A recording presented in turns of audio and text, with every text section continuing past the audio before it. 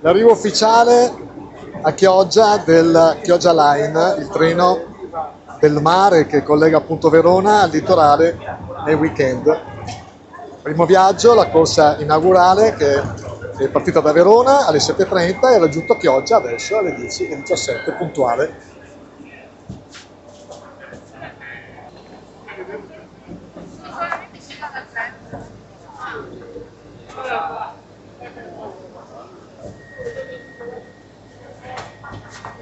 In arrivo i primi turisti, la possibilità anche di portare le biciclette, quindi di congiungere sia Chioggia con il litorale, ma anche la fermata di Rosolina permetterà questo attraverso appunto l'opportunità di portare anche le bici a seguito.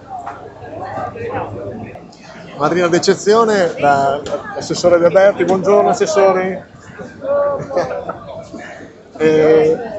Buongiorno a tutto il mondo. Buongiorno! Vice. Stavo dicendo che manca qualcuno. No, impossibile, Vice. Assessore, com'è andato questo primo viaggio? Allora, è andato bene, siamo arrivati puntuali e quindi già quello è un bel obiettivo.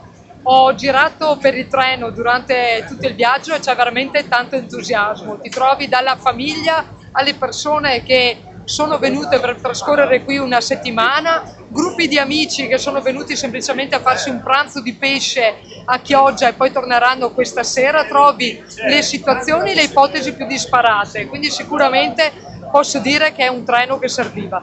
Grazie assessore. Grazie a voi.